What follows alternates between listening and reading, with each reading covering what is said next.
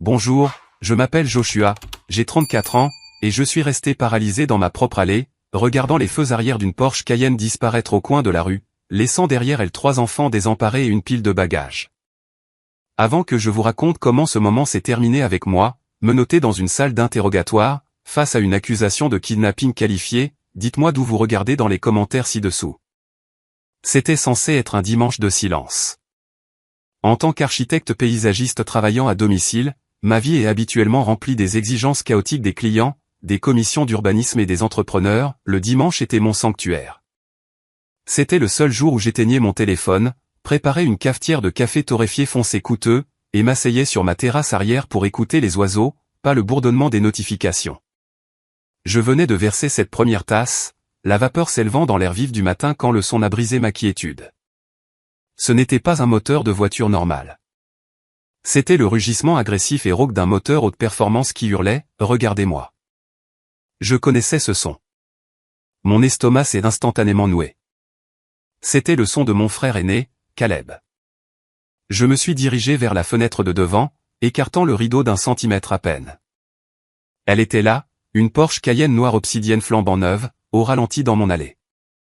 Elle semblait déplacée dans mon modeste quartier de maisons de plein pied du milieu du siècle et de berlines raisonnables. Caleb ne rendait pas simplement visite. Caleb faisait des apparitions. Et il n'apparaissait jamais sans avoir besoin de quelque chose. Je n'ai même pas eu le temps d'arriver à la porte d'entrée avant d'entendre la portière de la voiture claquer. 1, 2, 3. Puis le coffre s'est ouvert. Au moment où j'ai ouvert ma porte d'entrée, Caleb était déjà de retour au volant. Sur mon allée en béton se tenait mon neveu, ma nièce et mon autre neveu. Nathan, 14 ans, avait l'air d'essayer de se recroqueviller dans son sweat à capuche. Lucas, 8 ans, serrait une Nintendo Switch comme une bouée de sauvetage. Et la petite Chloé, 5 ans, se tenait à côté d'une valise presque plus grande qu'elle, tenant un lapin en peluche élimé par l'oreille. « Caleb » ai-je crié, sortant sur le porche en chaussettes. « Qu'est-ce que c'est que ça ?» La vitre de la Porsche s'est abaissée en douceur. Caleb portait des lunettes de soleil aviateur bien qu'il fasse partiellement nuageux. Il a affiché ce sourire à $1 million, celui qui avait charmé nos parents, ses professeurs et une série de mauvais investissements toute sa vie. « Surprise, Josh » a-t-il lancé, sa voix douce et imperturbable. « Tu me sauves la vie, mec. Sérieusement, je t'en dois une. » Me devoir quoi? J'ai descendu les marches, ignorant le béton froid qui me mordait les pieds. « Caleb, que font les enfants ici? Tu n'as pas appelé. » J'ai des projets. Je n'avais pas de projet, mais ce n'était pas la question. C'était le principe. Un imprévu, a dit Caleb en vérifiant sa montre. Un lourd objet en or qui coûtait probablement plus cher que ma première voiture. Opportunité de dernière minute. Paris, on ne peut pas dire non à la ville lumière, n'est-ce pas?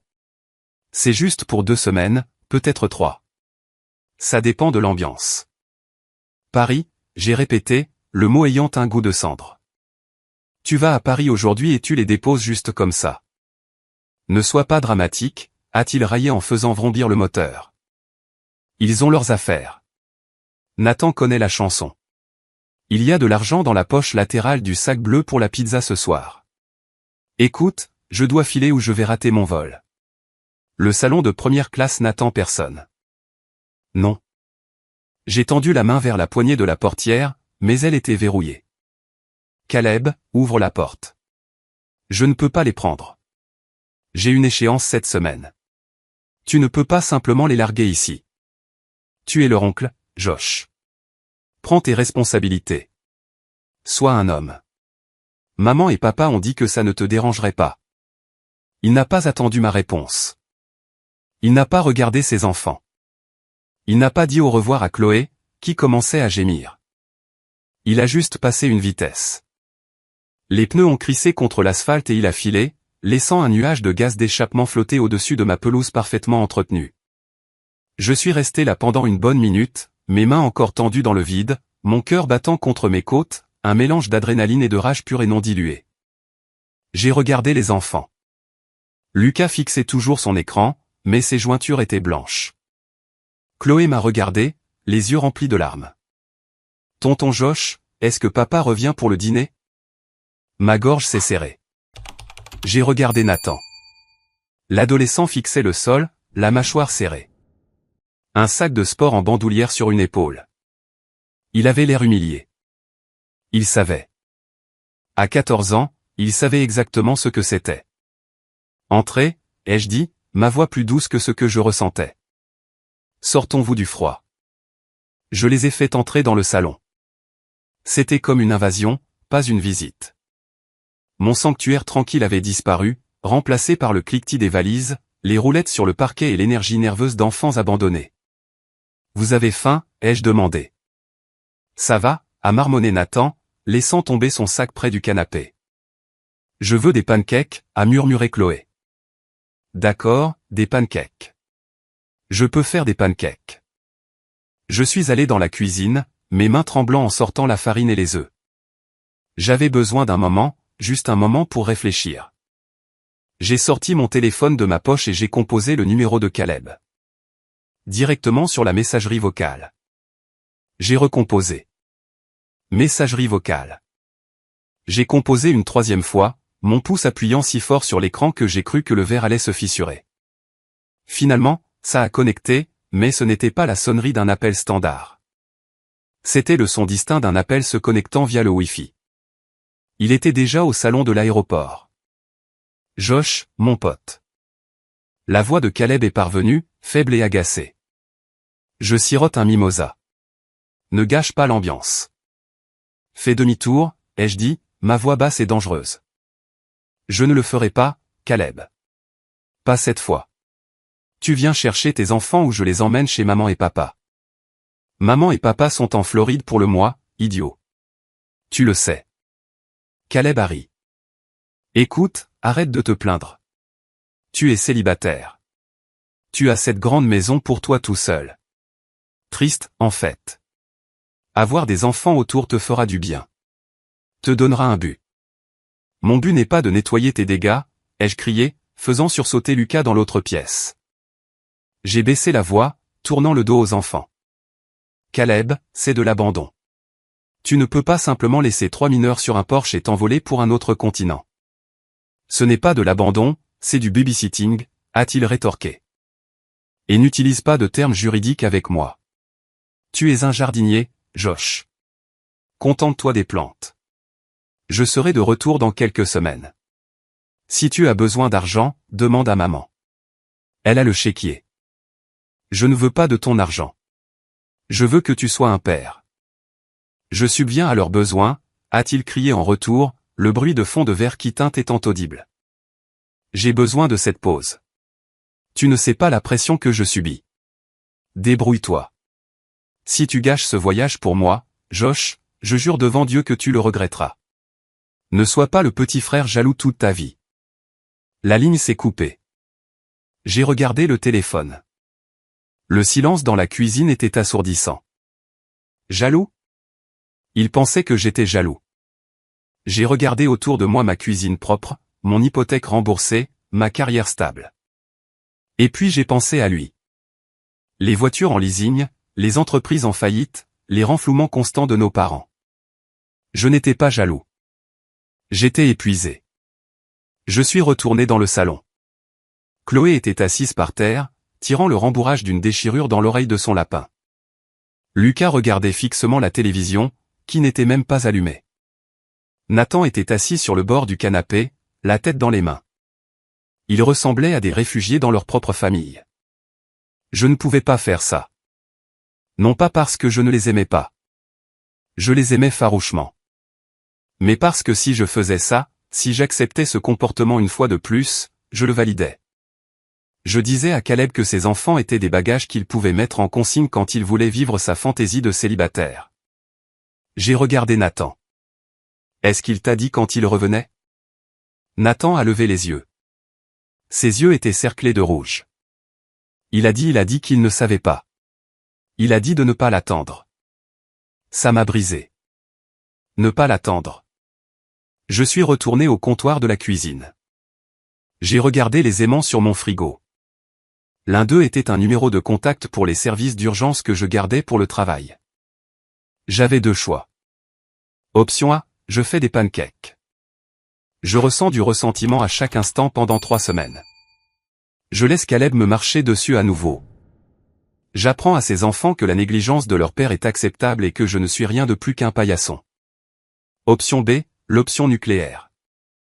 Ma main a survolé le téléphone. Mon cœur battait si fort que je pouvais l'entendre dans mes oreilles. Si je passais cet appel, il n'y aurait pas de retour en arrière. Cela détruirait la famille. Maman ne me le pardonnerait jamais. Papa me renierait. Mais ensuite, j'ai de nouveau regardé Chloé. Elle avait 5 ans.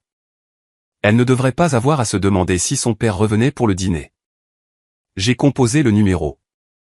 Pas le 911, mais le numéro d'urgence local des services de protection de l'enfance. Département des services sociaux, a répondu une voix de femme. Comment puis-je vous aider? J'ai pris une profonde inspiration. Je m'appelle Joshua. Je dois signaler 3 mineurs abandonnés. Leur père vient de les déposer sur mon porche et a quitté le pays. Monsieur, êtes-vous parent avec les enfants? Je suis leur oncle, ai-je dit, ma voix tremblante. Et êtes-vous prêt à en assumer la garde? J'ai fait une pause. C'était le moment, la chose la plus difficile que j'ai jamais eu à dire. Non, ai-je dit, les larmes me piquant les yeux. Je ne le suis pas. Le silence après que j'ai raccroché le téléphone était plus lourd que tout ce que j'avais jamais connu. Ce n'était pas un silence paisible. C'était le silence suffocant d'une bombe qui avait été armée mais n'avait pas encore explosé. Je ne le suis pas. Ces 4 mots résonnaient dans ma tête.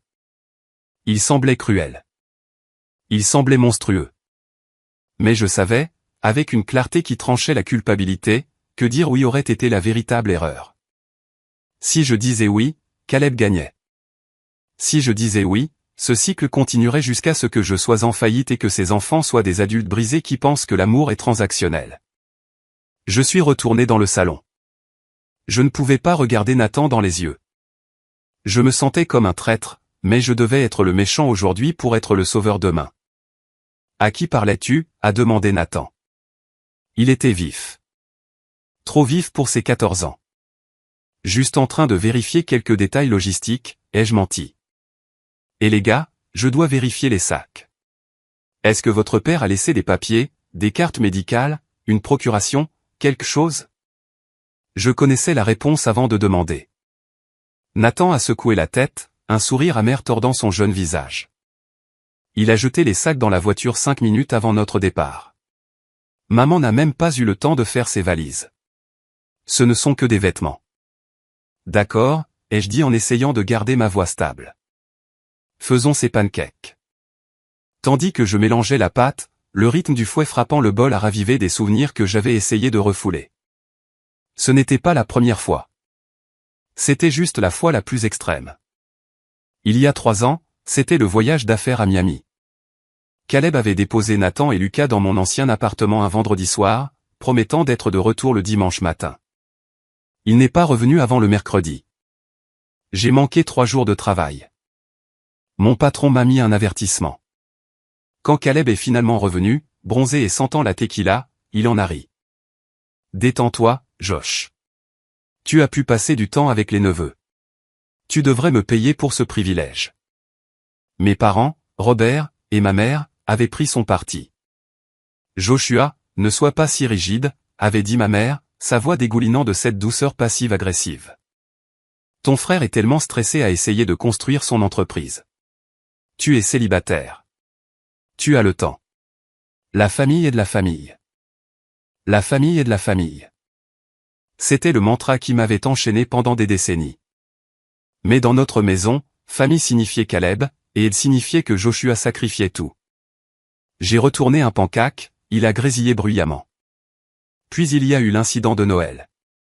Caleb était censé recevoir. Je suis arrivé avec des cadeaux pour trouver la maison sombre.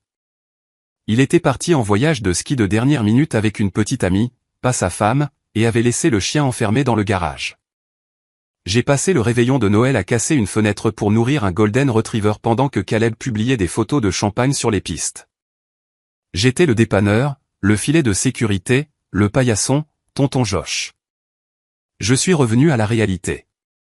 Lucas se tenait à l'îlot de la cuisine, tenant sa Switch. Le mot de passe du Wi-Fi ne fonctionne pas. Il est sur le frigo, ai-je dit automatiquement. On peut rester ici pour toujours, a-t-il demandé. Je me suis figé. La spatule planait au-dessus de la poêle. Il ne l'a pas demandé avec espoir. Il l'a demandé avec résignation, comme s'il savait qu'il était un colis ballotté entre les bureaux de poste. On va trouver une solution, mon pote, ai-je dit. Tiens, mange. Je les ai servis. Ils ont mangé voracement, comme s'ils n'avaient pas eu un vrai repas depuis le matin. Peut-être que non. 40 minutes plus tard, une berline grise banale s'est garée dans mon allée. Puis une voiture de police s'est garée derrière elle. Les gyrophares n'étaient pas allumés, mais la présence était indubitable. Nathan s'est levé, laissant tomber sa fourchette. Tonton Josh, pourquoi les flics sont là? Je me suis essuyé les mains sur un torchon. Mon cœur battait si vite que je pensais que j'allais m'évanouir. Nathan, écoute-moi. Quoi qu'il arrive, je veux que tu dises la vérité. D'accord, juste la vérité. Tu les as appelés, a murmuré Nathan. La trahison dans ses yeux était viscérale, coupant plus profondément que n'importe quelle insulte que Caleb aurait pu lancer. Tu as appelé les flics sur nous. Pas sur vous, ai-je plaidé en m'avançant vers lui. Sur ton père. J'essaie de vous aider en nous faisant arrêter. Personne ne va être arrêté. La sonnette a retenti. C'était un son sec et autoritaire. J'ai ouvert la porte. Une femme en blazer bleu marine se tenait là, tenant un presse-papier. Derrière elle se trouvait un officier en uniforme, l'air ennuyé mais alerte. Monsieur Joshua Miller, a demandé la femme. Son visage était gentil mais professionnel. Le genre de visage qui avait vu des choses terribles et appris à cacher sa réaction. Oui, ai-je dit. Entrez. L'heure suivante a été un flou d'humiliation et de bureaucratie. L'assistante sociale, qui s'est présentée comme Madame Miller, sans lien de parenté, ironiquement, a interrogé les enfants séparément dans ma salle à manger. Je me suis assis dans la cuisine avec l'officier. Vous comprenez ce qui se passe si vous refusez un placement immédiat, a demandé l'officier, s'appuyant sur mon comptoir en granit. Ils entrent dans le système. Foyer d'urgence. Ce n'est pas un hôtel, mon pote. Je sais, ai-je dit, serrant ma tasse de café jusqu'à ce que mes jointures blanchissent. Mais si je les prends maintenant, sans ordonnance du tribunal, sans document, leur père revient dans 3 semaines, les reprend et recommence encore et encore. J'ai besoin que ce soit enregistré. J'ai besoin qu'il en subisse les conséquences. C'est une stratégie audacieuse, a marmonné l'officier, utiliser les enfants comme moyen de pression contre le père. Je ne les utilise pas, ai-je lâché, mon sang ne faisant qu'un tour. Je les protège d'un homme qui les traite comme des accessoires. Il a quitté le pays avec un billet sans retour. Qui fait ça? L'officier a haussé les épaules. Vous seriez surpris. Madame Miller est revenue dans la cuisine. Son expression était sombre. Nathan a confirmé l'histoire, a-t-elle dit. Il a un enregistrement sur son téléphone de son père partant. C'est une preuve évidente d'abandon. Que se passe-t-il maintenant, ai-je demandé. Nous les plaçons sous garde protectrice d'urgence, a-t-elle dit. Puisque vous refusez le placement en tant que parent d'accueil pour le moment, je refuse le placement informel, ai-je corrigé. Je veux demander la garde légale, la vraie garde, mais j'ai besoin que vous documentiez d'abord qu'ils ont été abandonnés. Elle a hoché la tête lentement. Elle comprenait. D'accord. Nous les emmenons au centre d'accueil. Nous déposons le rapport. Vous pouvez déposer une requête auprès du tribunal de la famille demain matin pour un placement d'urgence en famille d'accueil. C'est risqué, monsieur Miller. Si le juge n'aime pas votre ton, il pourrait se retrouver avec un étranger. C'est un risque que je dois prendre, ai-je dit. Les voir partir a été le moment le plus difficile de ma vie. Chloé pleurait, s'accrochant à ma jambe jusqu'à ce que Madame Miller la détache doucement. Lucas était silencieux, les yeux grands ouverts. Nathan. Nathan ne me regardait pas. Il s'est dirigé vers la voiture de l'assistante sociale, la tête baissée, la capuche relevée. Alors que la voiture s'éloignait, me laissant seul dans ma maison silencieuse et vide, je suis tombé à genoux sur le parquet. J'ai sangloté. J'ai sangloté pour la peur dans les yeux de Chloé. J'ai sangloté pour la haine dans ceux de Nathan. Mais ensuite, je me suis relevé. Je me suis essuyé le visage. Je suis allé dans mon bureau et j'ai sorti un bloc-notes neuf. J'ai noté la date, l'heure et chaque mot que Caleb m'avait dit. J'avais fini d'être le frère. Il était temps d'être l'ennemi. La tempête n'a pas éclaté immédiatement. Il a fallu environ 3 heures pour que les ondes traversent l'océan Atlantique et rebondissent sur les satellites jusqu'en Floride. J'étais assis à ma table de salle à manger, entouré de mes dossiers financiers et d'une liste d'avocats spécialisés en droit de la famille, quand mon téléphone a vibré. Il a bourdonné sur le bois, un son furieux et persistant. J'ai fixé l'écran. Je savais exactement comment cette conversation allait se dérouler. J'ai envisagé de laisser tomber sur la messagerie vocale, mais je devais fixer la limite maintenant. Je devais leur faire savoir que l'ancien Joshua était mort. J'ai glissé vers le verre. Allô, papa. As-tu perdu la tête? Robert Miller ne faisait pas dans les amabilités. Sa voix était un tonnerre de jugement autoritaire. Je viens de recevoir un appel de Caleb. Il est affolé. Il dit que tu refuses de laisser les enfants entrer dans la maison, que tu les fais asseoir sur le trottoir. C'est un mensonge, ai-je dit calmement. Mon pouce emballait, mais ma voix était stable. Il les a abandonnés, papa. Il les a déposés et s'est envolé pour Paris. Il nous a parlé du voyage, a crié papa. Il avait besoin d'une pause. Nous l'avons approuvé. Nous lui avons dit de les déposer chez toi. Nous savions que tu t'en occuperais. Vous l'avez approuvé. Je me suis levé, arpentant la pièce. Vous avez approuvé qu'il abandonne ses enfants pendant 3 semaines pour aller dépenser de l'argent qu'il n'a pas? M'avez-vous demandé? Non. Vous avez juste supposé que l'héritier de rechange ramasserait les pots cassés. Ne commence pas avec ce complexe de victime, a craché papa. Tu as une grande maison. Tu n'as ni femme, ni enfant. Que fais-tu d'autre de ton temps? Tu fais pousser des hortensias. Ton frère est en train de bâtir un empire. Il a besoin de soutien, pas de sabotage. Il ne bâtit pas un empire, papa. Il se noie dans les dettes. Et je ne les ai pas fait asseoir sur le trottoir. J'ai appelé les services de protection de l'enfance. Il y eut un silence à l'autre bout du fil. Un long silence stupéfait. Tu as fait quoi? J'ai appelé les services de protection de l'enfance. Ils sont sous garde d'urgence. Je dépose une demande de tutelle demain. Traître, a murmuré papa. Le venin dans sa voix était palpable. Tu as appelé le gouvernement contre ton propre sang. Sais-tu ce que cela fait à notre réputation? Aux affaires de Caleb? Je me fiche de ces affaires, ai-je crié en retour, perdant enfin mon sang-froid. Je me soucie de Nathan, qui pense que son père le déteste. Je me soucie de Chloé, qui ne sait pas d'où viendra son prochain repas. Si vous voulez les aider, prenez un avion et venez les chercher. Oh, attendez. Vous êtes en Floride. À jouer au golf. Règle ça, a menacé papa. Tu les rappelles. Tu leur dis que c'était un malentendu. Tu vas chercher ces enfants ou, que Dieu me vienne en aide, Joshua, tu es exclu de cette famille. Je te couperai les vivres. Tu ne peux pas me couper les vivres, ai-je dit, une froide réalisation m'envahissant. Je gagne mon propre argent. Je suis propriétaire de ma propre maison. Je n'ai pas besoin de vous. Et franchement, je ne pense pas que je veuille de vous. J'ai raccroché. Puis j'ai bloqué son numéro. Mes mains tremblaient, mais pour la première fois de ma vie, je me sentais libre. Mais Caleb n'avait pas fini. 10 minutes plus tard, mon téléphone a sonné avec une notification. C'était Facebook, puis Instagram, puis un texto d'un cousin à qui je n'avais pas parlé depuis 5 ans. J'ai ouvert Facebook. C'était là. Une publication de Caleb Miller, taguée à l'aéroport Charles de Gaulle. La photo le montrait l'air affligé, la main sur le front, avec une légende qui a fait bouillir mon sang.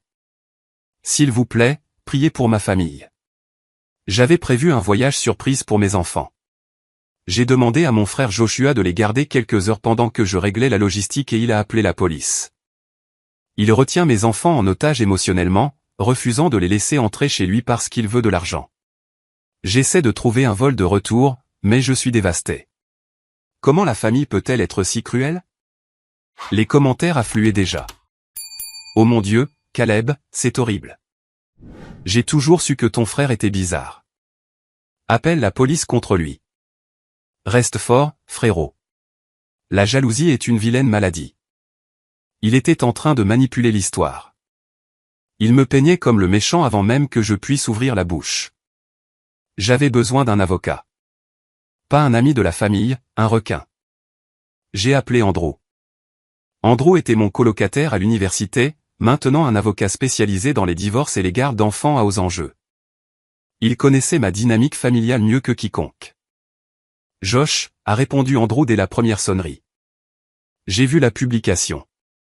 S'il te plaît, dis-moi que tu n'as pas vraiment laissé les enfants dehors. J'ai appelé les services de protection de l'enfance, Andrew. Ils les ont emmenés. Bien, a dit Andrew immédiatement. C'est la meilleure chose que tu pouvais faire. Ça crée une trace écrite. Si tu les avais juste pris, ça aurait été sa parole contre la tienne. Maintenant, c'est une affaire d'État. Papa a menacé de me renier. Laisse-le faire. Écoute, Josh. J'ai fait quelques recherches dès que j'ai vu la publication de Caleb. J'ai accès à certaines bases de données immobilières. Et, Josh Caleb n'est pas juste parti en vacances. Sa maison, celle dans la communauté fermée, est à louer. Bail à long terme disponible immédiatement. J'ai arrêté de respirer.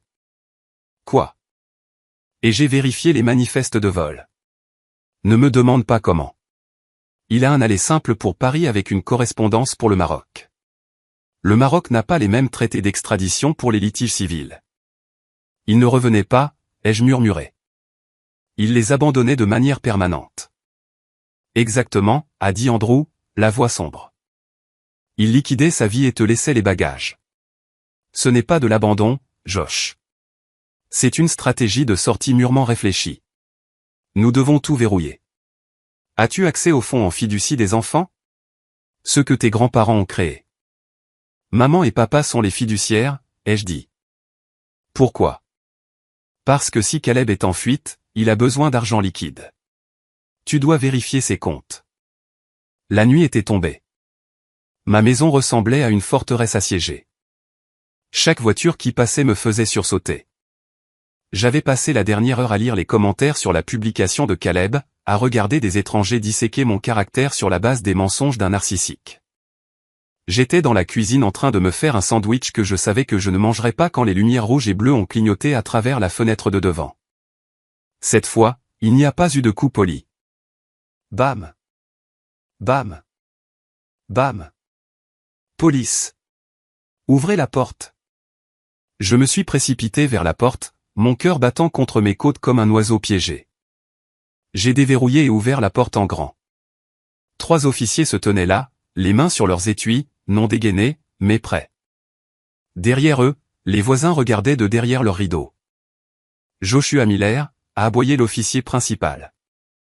C'était un homme grand avec une coupe en brosse et des yeux qui ne montraient aucune sympathie. Oui, ai-je dit, levant instinctivement les mains. Je suis Joshua. Qu'est-ce qui se passe? Nous avons un mandat de perquisition pour les lieux, a-t-il dit en me tendant un morceau de papier vers la poitrine. Et nous devons vous poser quelques questions concernant la localisation de Nathan, Lucas et Chloé Miller. Ils sont avec les services de protection de l'enfance, ai-je bafouillé, confus. Je les ai appelés ce matin. L'agent Davis était là. Vous pouvez vérifier les registres. Nous avons vérifié les registres, a dit l'officier en entrant dans mon foyer, me forçant à reculer. Nous savons que les services de protection de l'enfance les ont pris, mais nous venons de recevoir un appel de leur père à Paris affirmant que vous avez exigé 50 000 $ en échange de leur sécurité avant d'appeler les services. Il prétend que vous lui avez envoyé un texto menaçant. C'est insensé, ai-je crié. Je n'ai jamais demandé d'argent. Il ment. Il a fourni une capture d'écran du texto, monsieur, a dit l'officier, sa voix froide. Mon sang s'est glacé. Une capture d'écran? Caleb pouvait photoshopper n'importe quoi. Ou peut-être qu'il avait utilisé une application de mystification. Je veux la voir, ai-je exigé. Vous la verrez au poste si nous décidons de vous y emmener. Pour l'instant, nous devons fouiller votre maison à la recherche de toute preuve d'extorsion. Ordinateur, téléphone, donnez-les. C'est de la vengeance, ai-je crié alors qu'un autre officier passait devant moi en direction de mon bureau. Il fait ça parce que j'ai appelé les services. Vous devez m'écouter. Il a un aller simple pour le Maroc. Il a vendu sa maison. Monsieur, calmez-vous ou je vous menotte pour obstruction, a prévenu l'officier principal. Je suis resté là, tremblant de rage et d'impuissance. Pendant qu'ils saccageaient mon sanctuaire, ils ont pris mon ordinateur portable. Ils ont pris mon iPad. Ils ont pris le bloc-notes où j'avais écrit les détails du matin. C'était comme une violation. C'était une violation. Officier, ai-je dit, en essayant de baisser la voix, en essayant de paraître le professionnel rationnel que j'étais. Pensez-y. Si j'essayais de l'extorquer, pourquoi serais-je le premier à appeler la police? Pourquoi aurais-je cédé le levier à l'État? L'officier a fait une pause. Il m'a regardé une seconde, juste une seconde. J'ai vu une lueur de doute dans ses yeux. C'était la première fissure dans l'armure de Caleb. Les criminels font des erreurs, a-t-il dit. Mais son ton était moins agressif. Peut-être que vous avez paniqué. Ou peut-être, ai-je dit en me penchant, mon frère est un sociopathe qui essayait de discréditer le seul témoin de son crime. L'officier m'a regardé. Nous allons avoir besoin que vous veniez au poste pour une déposition formelle. Vous n'êtes pas encore en état d'arrestation, mais vous devez éclaircir cela. Je viendrai, ai-je dit. Mais j'appelle mon avocat d'abord. J'ai attrapé mon téléphone, le seul appareil qu'il n'avait pas encore saisi, et j'ai composé le numéro d'Andrew. Andrew, ai-je dit, ma voix se brisant. Ils sont là. Il m'a accusé d'extorsion. Je sais, a dit Andrew, sa voix tendue. Je suis déjà au commissariat. Je les ai devancés. Josh, écoute-moi attentivement. Ne dis pas un mot dans la voiture. Pas sur le temps, pas sur le sport. Le silence. Je te retrouverai dans la salle d'interrogatoire B. Le trajet jusqu'au poste a été un flou de néon et de nausées. J'étais assis à l'arrière de la voiture de patrouille, non menotté, mais me sentant comme un prisonnier. J'ai regardé par la fenêtre ma ville, la ville où j'ai conçu des parcs et des jardins, la ville où j'étais un citoyen respecté. Maintenant, je me sentais comme un paria. Quand nous sommes arrivés, ils m'ont fait passer devant le bureau d'accueil. J'ai vu un journaliste local parler au sergent. Caleb avait appelé la presse. Bien sûr qu'il l'avait fait. J'ai gardé la tête baissée. À l'intérieur de la salle d'interrogatoire, l'air était vicié et sentait le vieux café. Andrew est entré 5 minutes plus tard, ressemblant à un guerrier dans un costume 3 pièces. D'accord, a dit Andrew en claquant un dossier sur la table en métal. C'est un désordre, mais c'est un désordre réparable. Le texto que Caleb leur a montré provenait d'un numéro jetable. Ils ne peuvent pas le remonter jusqu'à toi, mais ils pensent que c'est moi. J'ai dit qu'ils devaient enquêter. Mais voici le hic, Josh. Le texto a été envoyé à 10 heures. Quand étais-tu au téléphone avec la ligne d'urgence des services de protection de l'enfance? Vers 10h15, ai-je dit. Et avant ça, je me disputais avec Caleb au téléphone. Exactement.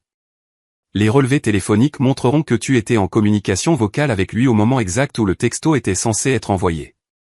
À moins que tu ne puisses envoyer des textos avec tes orteils tout en criant sur ton frère, c'est physiquement impossible. Dieu merci, ai-je expiré. Mais ce n'est pas le gros problème, a dit Andrew, son visage s'assombrissant. Le gros problème, c'est l'audience de garde demain matin.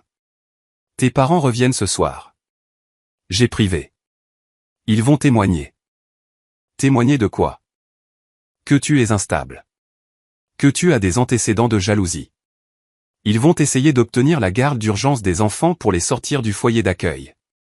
Et ensuite, ils les rendront directement à Caleb une fois qu'il aura blanchi son nom et sera revenu. Il ne revient pas. Ils ne le savent pas ou ils s'en fichent. Josh, si tes parents obtiennent ces enfants, ils disparaîtront. Caleb les emmènera au Maroc et tu ne les reverras jamais. J'ai frappé du poing sur la table. Je ne laisserai pas ça arriver. Qu'est-ce qu'on fait? Il nous faut une bombe atomique, a dit Andrew. Il nous faut quelque chose qui prouve hors de tout doute raisonnable que Caleb avait l'intention de les abandonner, pas juste des vacances qui ont mal tourné. Un abandon malveillant. Je n'ai pas ça, ai-je dit, vaincu. J'ai juste sa parole contre la mienne. Peut-être que tu ne l'as pas, a dit Andrew, un regard étrange dans les yeux. Mais peut-être que quelqu'un d'autre l'a. Qui? Nathan, a dit Andrew. L'assistante sociale, Madame Miller, m'a appelé. Nathan demande à te parler. Il dit qu'il a quelque chose. Quelque chose qu'il avait trop peur de montrer à la police à la maison. Qu'est-ce que c'est? Elle n'a pas voulu le dire au téléphone, mais elle l'amène à l'audience demain. Josh, quoi que ce gamin est, c'est notre seule chance. Le bâtiment du tribunal de la famille était un monolithe déprimant de béton gris et de lumière fluorescente. Il sentait la cire à parquet et le désespoir. J'étais assis sur un banc en bois devant la salle d'audience 304, Andrew à mes côtés. Mon costume me semblait trop serré. Je n'avais pas dormi depuis 24 heures. Au bout du couloir, je les ai vus. Mes parents, Robert et Lorraine Miller. Ils avaient l'air impeccables. Mon père dans son costume sur mesure. Ma mère avec ses perles et sa soie. Ils ne ressemblaient pas à des grands-parents en crise. Ils ressemblaient à des membres de la royauté visitant un quartier pestiféré. Ils étaient flanqués d'un avocat hors de prix que j'ai reconnu du country club. Quand ils m'ont vu, la température dans le couloir a chuté de 10 degrés. Ma mère a marché droit sur moi. Je me suis levé, m'attendant à un câlin ou à une gifle. Je n'ai eu ni l'un ni l'autre. Tu m'as brisé le cœur, Joshua, a-t-elle dit, sa voix tremblant d'une tristesse théâtrale. Comment as-tu pu? Ton frère est bouleversé. Il essaie de trouver un vol de retour en ce moment même. Il ment, maman, ai-je dit, ma voix lasse. Il ne revient pas. Arrête ça, a-t-elle sifflé. Arrête d'essayer de le ruiner. Nous allons arranger ça. Nous prenons les enfants. Et toi? Tu as besoin d'une aide professionnelle. J'ai besoin d'aide, ai-je ri. Un son sec et sans humour. Vous avez encouragé un monstre pendant 40 ans.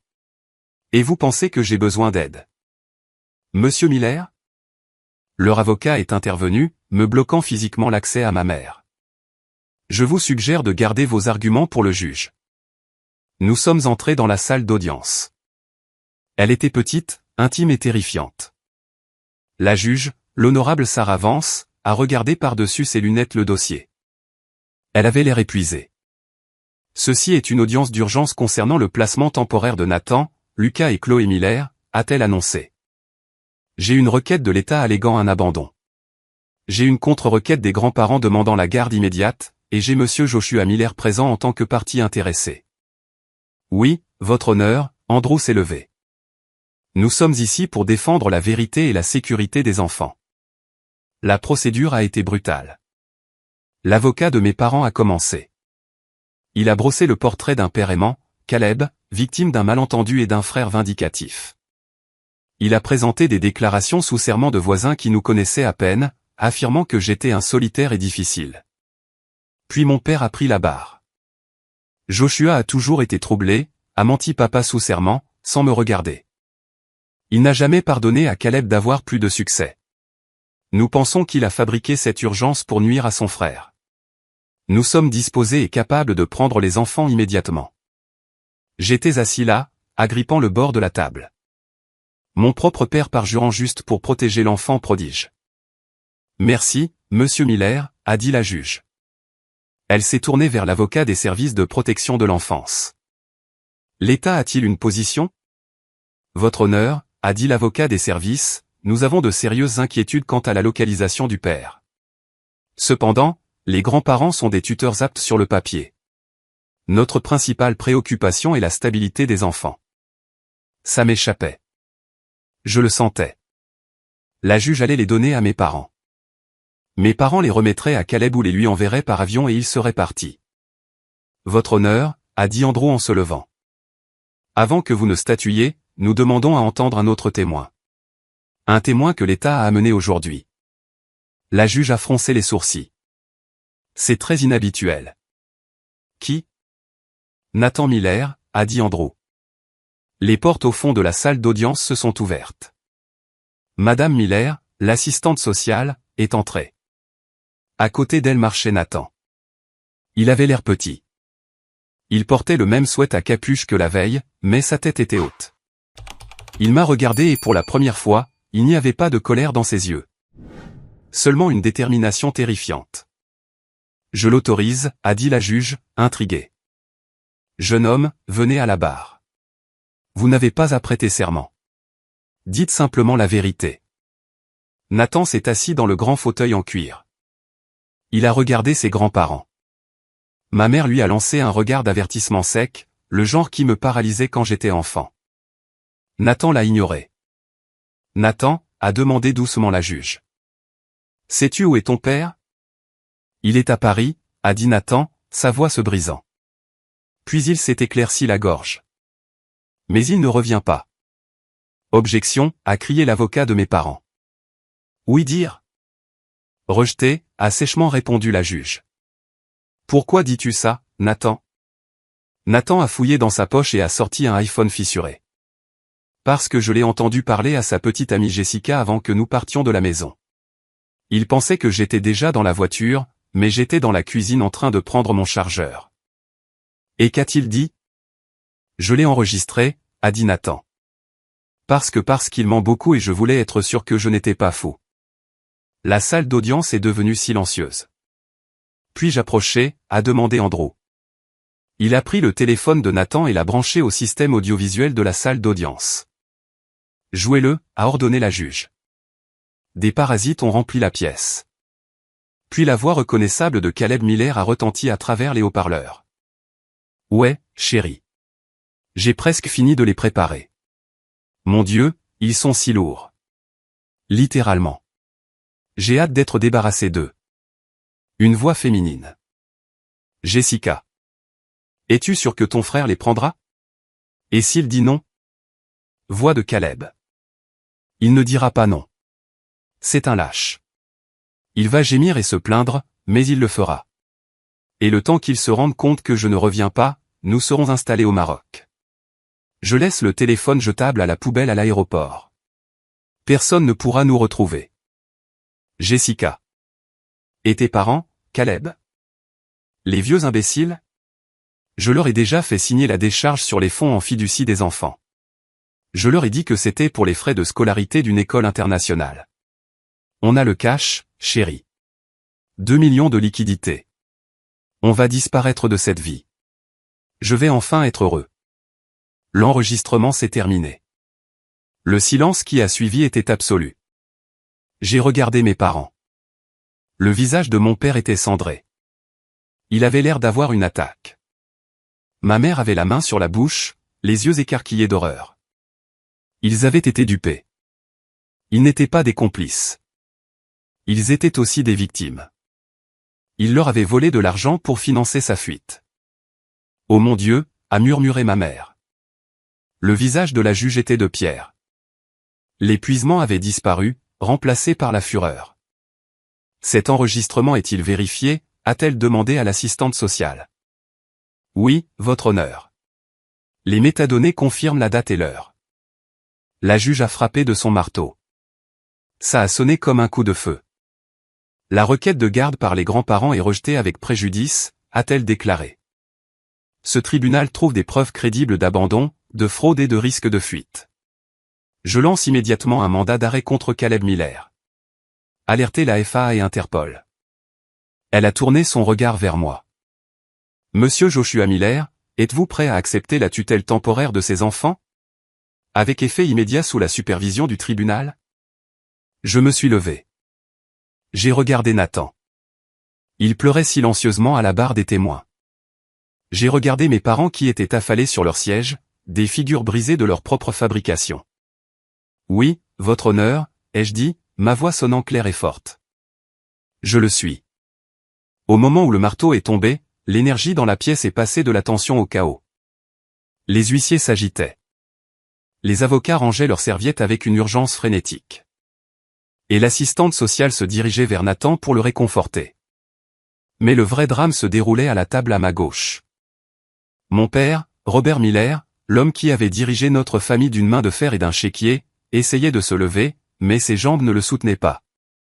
Il s'est affalé dans sa chaise, se tenant la poitrine. Il l'a pris, haleta papa en regardant maman. La fiducie, les comptes de retraite. Je lui ai donné accès. Il a dit qu'il en avait besoin pour prouver des fonds pour l'école.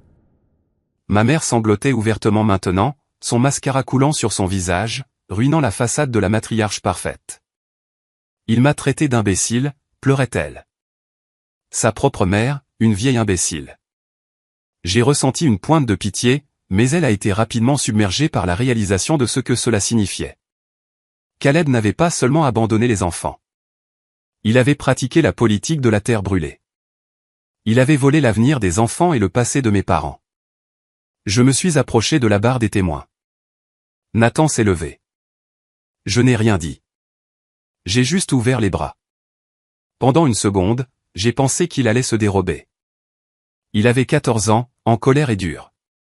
Mais ensuite, il s'est effondré. Il s'est jeté contre ma poitrine, enfouissant son visage dans la veste de mon costume. Il était secoué de violents sanglots.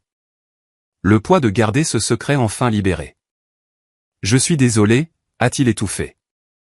Je suis désolé de ne pas te l'avoir dit plus tôt. Tu n'as rien à te reprocher, ai-je murmuré férocement, tenant l'arrière de sa tête. Tu nous as sauvés, Nat. Tu as sauvé tout le monde. Monsieur Miller, a appelé la juge. Elle était toujours sur son banc, organisant des papiers. Vous pouvez ramener les enfants à la maison. Les services sociaux viendront demain pour une inspection du domicile. Mais je veux être clair.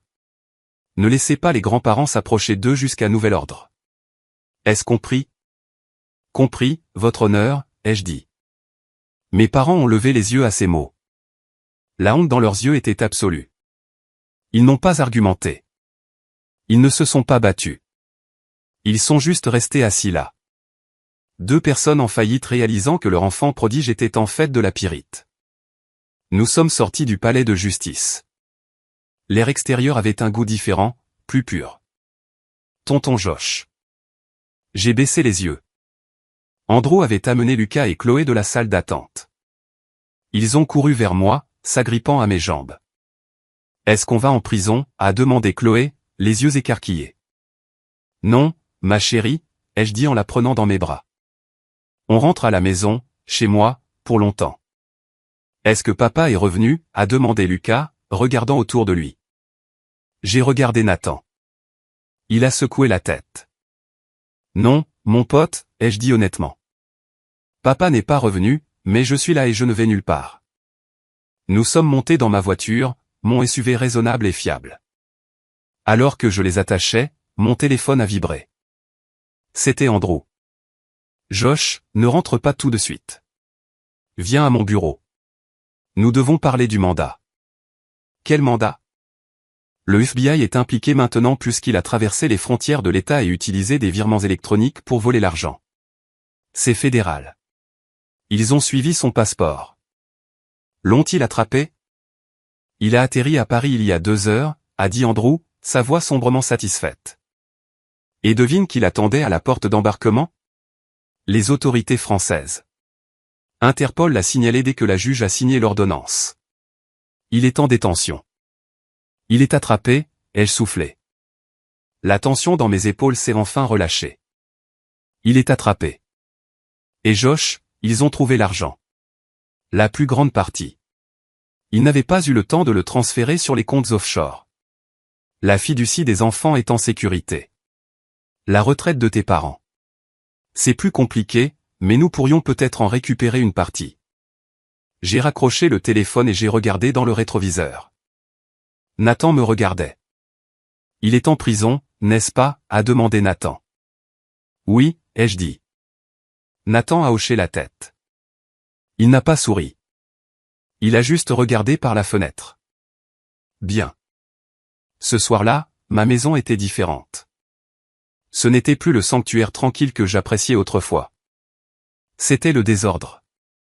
Il y avait des chaussures dans le couloir. La télévision diffusait des dessins animés à plein volume. Il y avait de la farine sur le comptoir des pancakes du matin. Et j'adorais ça. J'ai commandé des pizzas, 5 grandes, beaucoup trop. Nous nous sommes assis par terre dans le salon et avons mangé. Je les ai laissés veiller tard. Vers 22 heures, ma sonnette a retenti. Je me suis raidi. Mes parents étaient-ils venus supplier? J'ai regardé par le Judas. C'était un livreur Uber Eats, mais je n'avais rien commandé d'autre. J'ai ouvert la porte. Le livreur m'a tendu une boîte de cupcakes haut de gamme de la boulangerie du centre-ville. Livraison pour Joshua Miller, a-t-il dit. J'ai regardé la carte attachée. Elle venait de Madame Miller, l'assistante sociale. Pour le nouveau papa. Tu as bien agi aujourd'hui. Les services de protection de l'enfance. J'ai apporté les cupcakes à l'intérieur. En regardant les enfants manger le glaçage, riant pour la première fois depuis des jours, j'ai réalisé quelque chose de profond. Mes parents avaient passé toute leur vie à investir dans le mauvais fils. Ils pensaient que Caleb était l'avenir parce qu'il était tapa accent grave-l'œil et bruyant. Ils pensaient que j'étais le personnage secondaire parce que j'étais stable et calme. Mais quand le feu est venu, le tapa accent grave-l'œil s'est éteint et la main stable était la seule qui restait pour tenir le seau. Je n'étais plus seulement un oncle. J'étais le gardien. J'étais le mur entre ses enfants et le chaos. Et pour la première fois en 34 ans, je ne me sentais pas comme l'héritier de rechange. Je me sentais comme le roi. Le calendrier sur mon mur indique qu'il s'est écoulé exactement 365 jours depuis que j'ai vu cette Porsche noire disparaître au bout de mon allée. 1 an. À l'échelle d'une vie, 1 an n'est rien. C'est un instant. Mais cette année a été une vie entière. Les gens pensent que et ils vécurent heureux, arrive au moment où le marteau du juge tombe. Ils pensent que le film se termine quand le méchant est menotté et que le héros s'en va vers le coucher du soleil. Mais la vraie vie n'est pas un film. Le générique n'a pas défilé quand nous sommes sortis de cette salle d'audience. Ce n'était que la fin du prologue. La vraie histoire, l'histoire de la reconstruction d'une famille à partir des cendres, ne faisait que commencer. Le premier mois a été un tourbillon de chaos et de café. Je suis passé d'un homme qui organisait son étagère à épices par ordre alphabétique à un homme qui considérait comme une victoire si tout le monde portait des chaussettes assorties. Mon appartement de célibataire, calme et bien organisé, s'est transformé en une zone de guerre de sacs à dos, de mots d'autorisation et de mines émotionnelles. Le traumatisme n'a pas disparu simplement parce que Caleb était dans une cellule de détention. Il s'est manifesté de manière auquel je n'étais pas préparé. Chloé a commencé à faire pipi au lit. Chaque nuit pendant 3 semaines, elle se réveillait en hurlant, terrifiée d'être seule dans la maison. J'ai passé ces nuits assis par terre près de son lit, lui tenant la main, murmurant encore et encore, « Je suis là. Tonton Josh est là. Je ne vais nulle part. » J'ai appris à dormir d'un œil, attentif au moindre gémissement. Lucas a pris le chemin inverse. Il est devenu silencieux. Il s'est réfugié dans ses jeux vidéo, utilisant l'écran comme un bouclier contre un monde qu'il avait rejeté. Il ne parlait pas de son père. Il ne parlait pas de sa mère, qui avait renoncé à ses droits des années auparavant et avait disparu dans ses propres luttes contre la dépendance. Il appuyait simplement sur des boutons, détruisant des monstres numériques parce que les vrais monstres étaient trop gros pour être combattus. Et Nathan. Nathan était le plus difficile. Il portait la culpabilité d'un homme adulte. Il insistait pour faire toutes les corvées. Il essayait de jouer le parent pour ses frères et sœurs. Il me surveillait comme un faucon, attendant que je craque, attendant que je réalise que 3 enfants étaient un fardeau et que je les renvoie. Je me souviens d'un mardi soir de novembre. Il pleuvait. J'essayais de préparer le dîner ou encore des spaghettis ou tout en étant en conférence téléphonique avec un client qui hurlait à propos d'un mur de soutènement. Le chien aboyait. Chloé pleurait parce qu'elle ne trouvait pas son lapin en peluche. Le détecteur de fumée s'est déclenché parce que j'avais brûlé le pain à l'ail. J'ai raccroché brutalement le téléphone. J'ai jeté le pain brûlé dans l'évier. La pièce est devenue silencieuse. Les enfants se sont figés. Nathan s'est placé devant Lucas et Chloé, son corps tendu, ses yeux écarquillés. Il les protégeait de moi. Ce moment m'a brisé plus que l'abandon. Il pensait que j'allais exploser. Il pensait que j'étais Caleb. J'ai pris une profonde inspiration. Je me suis approché du détecteur de fumée et j'ai retiré la pile. Puis je me suis assis par terre dans la cuisine, là, au milieu du désordre. J'ai brûlé le pain, ai-je dit, ma voix tremblante. Je suis vraiment nul pour faire du pain à l'ail, les gars. J'ai levé les yeux vers Nathan. Je ne suis pas en colère contre vous. Je ne suis pas en colère contre le bruit. Je suis juste frustré par le pain. Promis. Je ne vais pas partir. Je ne vais pas crier. Je suis juste fatigué. Nathan m'a regardé longuement. Puis, lentement, il s'est assis par terre à côté de moi. Papa jetait des assiettes, a murmuré Nathan. Quand il brûlait des trucs. Je sais, ai-je dit, en passant un bras autour de ses épaules. Je ne suis pas ton père. Je sais, a dit Nathan. Et pour la première fois, il s'est appuyé contre moi. C'était le tournant. Pas les audiences au tribunal, pas l'argent, mais le pain à l'ail brûlé. Pendant que nous nous battions pour la normalité à la maison, la guerre juridique faisait rage à l'extérieur. Andrew, mon avocat et sauveur, démantelait la vie de Caleb avec la précision d'un chirurgien. Le procès de Caleb a été un cirque médiatique. Le « papa Porsche » qui a abandonné ses enfants pour Paris faisait la une des journaux. J'ai protégé les enfants de tout ça du mieux que j'ai pu. J'ai bloqué certaines chaînes. J'ai mis des filtres sur Internet, mais je devais y aller. Je devais être là. Assis dans cette salle d'audience fédérale, regardant mon frère entrer en traînant les pieds dans une combinaison orange, c'était surréaliste. Il ne ressemblait plus au Golden Boy. Son bronzage avait disparu. Ses cheveux s'éclaircissaient. Il avait l'air petit. Il a essayé de croiser mon regard. Il a essayé de me faire ce vieux sourire charmeur, celui qui disait « Allez, Josh. Sors-moi de là. » Je n'ai pas souri en retour. Je l'ai regardé sans le voir. Le procureur a tout exposé. La fraude électronique, le détournement de fonds du fonds d'études, le faux rapport de police, l'abandon. Ce n'était pas juste une erreur. C'était une démolition calculée de ses responsabilités. Mais le pire, ce n'était pas Caleb. C'étaient nos parents. Robert et Lorraine étaient assis au dernier rang, blottis l'un contre l'autre comme des réfugiés. Ils avaient l'air d'avoir 20 ans de plus. L'enquête avait révélé qu'ils n'étaient pas seulement victimes du vol de Caleb. Ils étaient des facilitateurs au plus haut degré. Ils avaient signé des documents sans les lire. Ils avaient menti à la police pour le couvrir. Ils n'ont pas été inculpés au pénal. Andrew a dit que c'était parce qu'ils étaient considérés comme séniles et manipulés par le tribunal de l'opinion publique. Mais leur punition était bien pire que la prison. Ils ont perdu leur réputation. Ils ont perdu leurs amis et ils ont perdu leur argent. Caleb les avait ruinés. Les comptes de retraite, la valeur nette de leur maison, les économies liquides. Tout avait disparu. Dépensé en billets de première classe, en location de luxe et en dettes qu'il avait accumulées au fil des années à vivre un mensonge. J'ai regardé mon père, un homme qui me terrifiait autrefois d'un seul regard, trembler en écoutant la liste des biens saisis. Son héritage avait disparu. Quand le juge m'a demandé si je voulais faire une déclaration de victime, je me suis levé. Je me suis dirigé vers le podium. Je n'avais pas de discours préparé.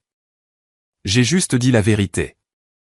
Mon frère n'a pas seulement laissé ses enfants sur un Porsche, ai-je dit au tribunal. Il leur a appris que l'amour est conditionnel.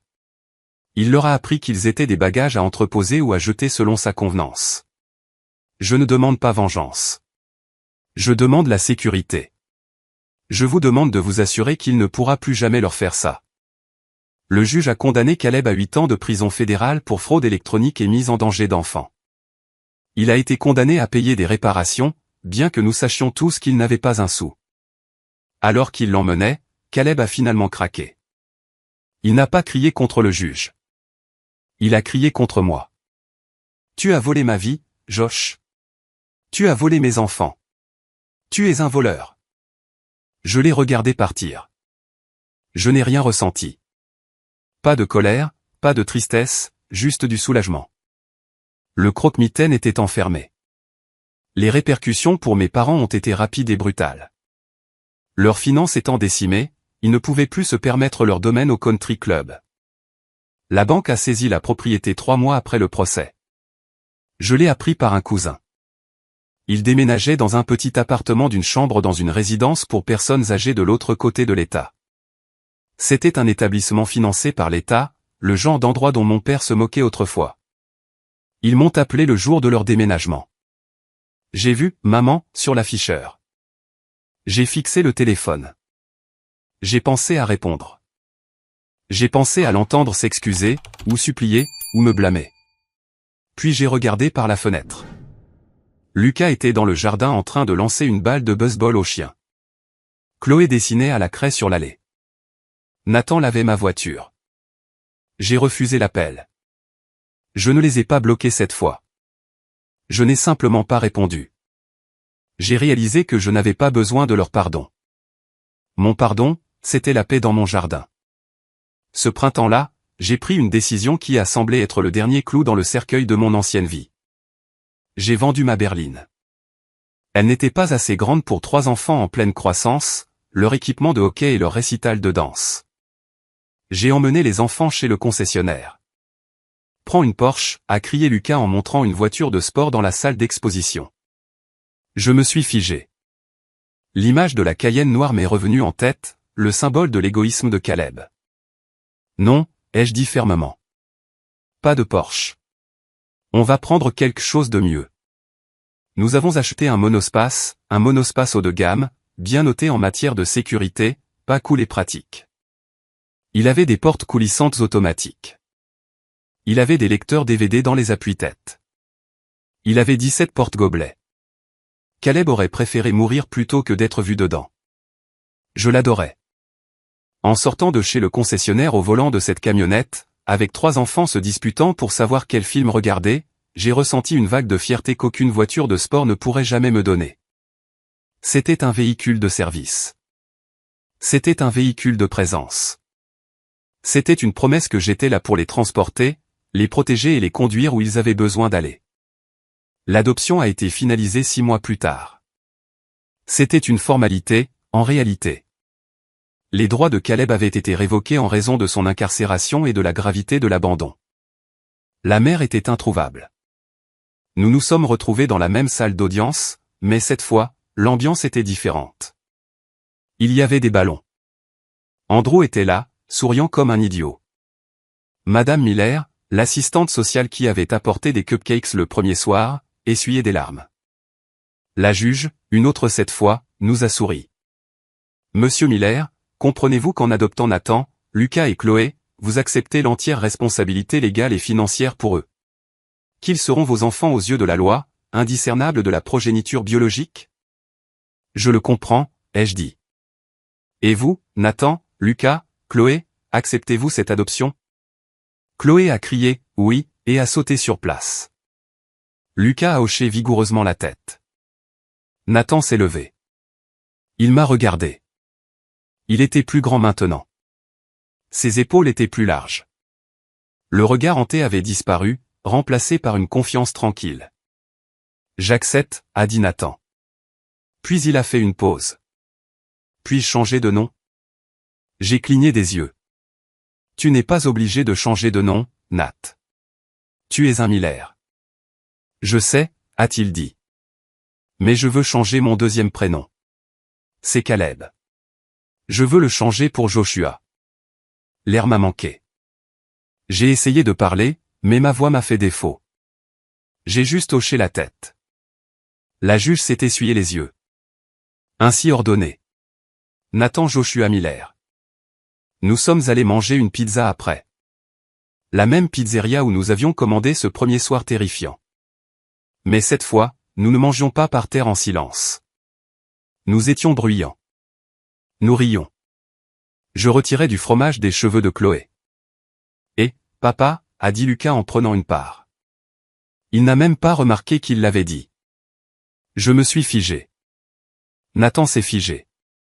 Nous avons tous les deux regardé Lucas. Quoi, a demandé Lucas, la bouche pleine. Passe le parmesan. J'ai passé le parmesan. Tiens, mon fils. C'était naturel. C'était juste. Ma carrière a changé aussi. J'ai arrêté de prendre tous les clients qui appelaient. J'ai viré ceux qui me stressaient. J'ai réalisé que le temps était plus précieux que l'argent. Je devais être au match de football. Je devais être aux réunions parents-professeurs. J'ai utilisé l'augmentation de salaire que j'ai obtenue grâce à une promotion, que j'ai méritée parce que j'étais plus concentré et ancré que jamais, pour reconstituer les fonds d'études que Caleb avait volés. J'ai mis chaque centime disponible sur des comptes auxquels seul moi avais accès, verrouillés par le cabinet d'Andrew. Je n'étais pas riche comme Caleb voulait l'être. Je n'avais pas de yacht ou de villa en France, mais j'avais une maison qui était pleine. Un après-midi, je nettoyais le grenier, faisant de la place pour les vêtements d'hiver.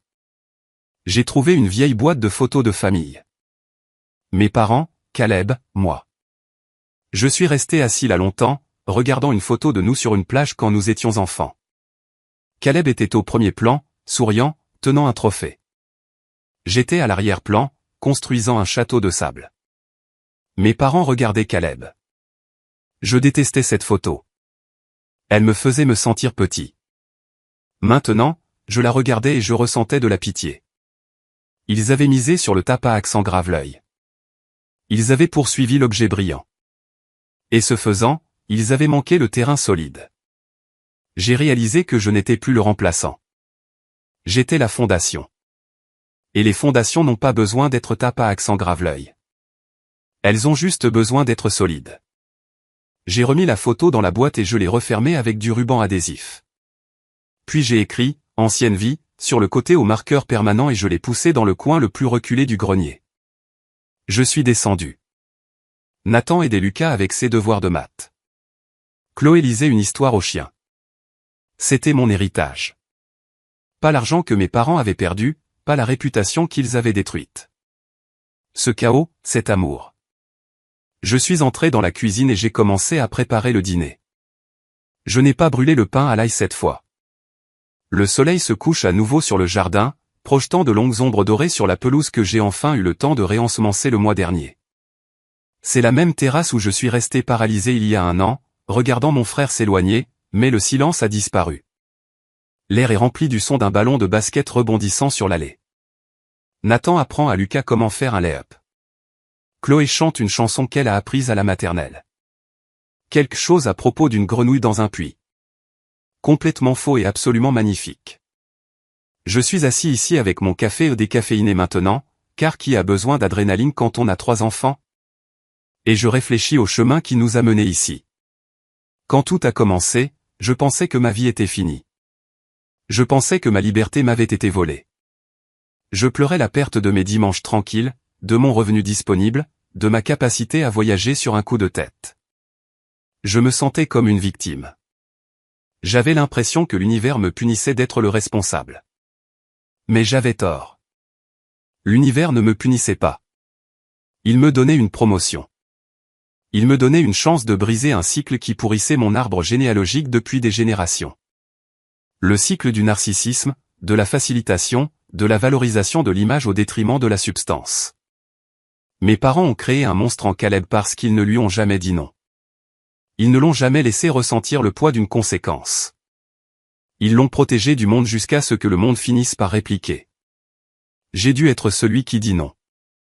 C'était la chose la plus difficile que j'ai jamais faite. Appeler les services de protection de l'enfance n'était pas un simple appel téléphonique. C'était une amputation. J'ai dû couper le membre pour sauver le corps. J'ai dû accepter que d'être le méchant dans l'histoire de mes parents était le seul moyen d'être le héros dans celle de Nathan.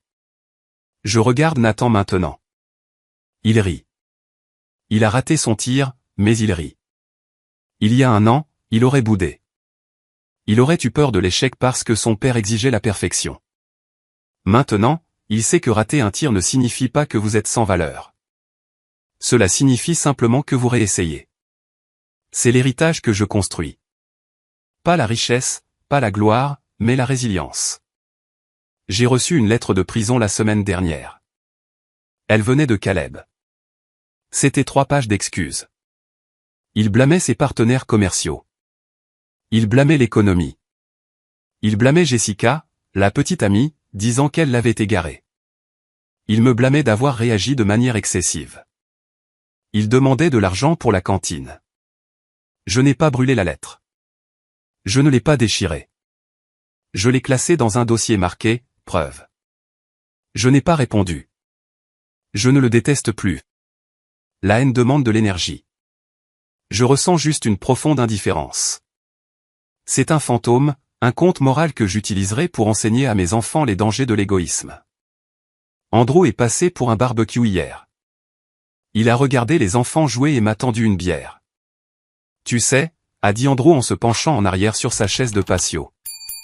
On a déjoué les pronostics. Statistiquement, les adoptions par des proches avec ce niveau de traumatisme familial, elles échouent généralement. L'oncle abandonne. Les enfants se rebellent. Ça se termine en foyer d'accueil. Nous ne sommes pas une statistique, ai-je dit. Non, a souri Andrew. Vous êtes une famille. Une vraie. Tu sais, ton père a encore appelé mon bureau. Je me suis raidi. Que voulait-il? Il voulait savoir s'il y avait un moyen d'annuler l'accord de garde.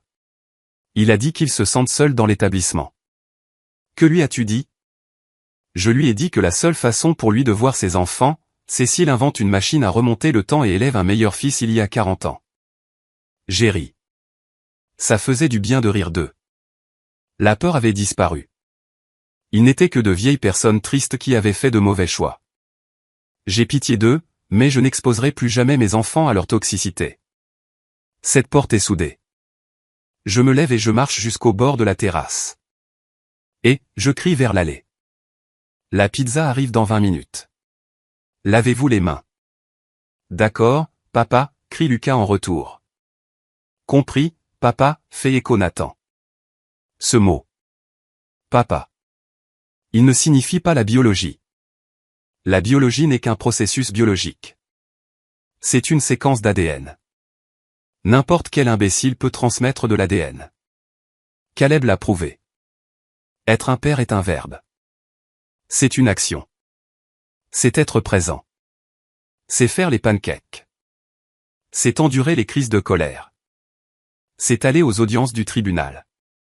C'est se tenir entre l'enfant et le monstre et dire « il faudra me passer sur le corps ». Je n'ai pas donné naissance à ces enfants, mais je les ai sauvés. Et d'une certaine manière, ils m'ont sauvé. Ils m'ont sauvé d'une vie solitaire et égoïste. Ils m'ont sauvé de l'amertume. Ils m'ont donné une raison de construire quelque chose qui dure. Je rentre dans ma maison. C'est le désordre. Il y a des jouets par terre. Les factures d'avocat sont payées.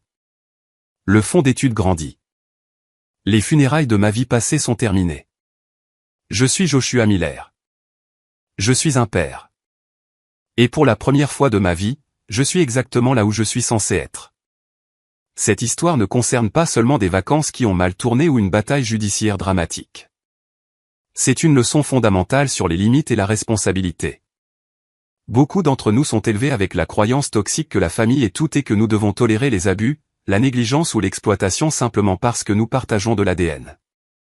On nous apprend à être les dépanneurs, les artisans de la paix, ceux qui absorbent les dégâts pour maintenir le navire à flot. Mais comme mon parcours l'a montré, parfois la chose la plus aimante que vous puissiez faire est de laisser le navire couler. Encourager n'est pas de l'amour. Protéger quelqu'un des conséquences de ses actes n'est pas de l'amour. Quand j'ai appelé les services de protection de l'enfance, j'ai eu l'impression d'une trahison, mais c'était en fait un acte de protection suprême pour les victimes innocentes, les enfants. Si vous êtes dans une situation où vous êtes drainé financièrement, émotionnellement ou physiquement par un membre de votre famille qui refuse d'assumer la responsabilité de sa vie, souvenez-vous de ceci, vous avez le droit de dire non. Vous avez le droit de protéger votre paix. Vous avez le droit de redéfinir ce que la famille signifie pour vous. La dynamique de l'enfant prodige détruit les familles, mais le bouc émissaire ou le dépanneur a le pouvoir de briser la chaîne. Cela demande du courage. Cela demande d'affronter la peur d'être le méchant.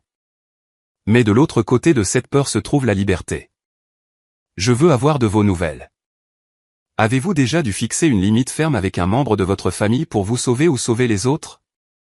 Y a-t-il eu un moment où vous avez réalisé que c'en était assez? Merci d'avoir écouté mon histoire. Merci d'avoir parcouru ce chemin avec moi. Je vous suis reconnaissant.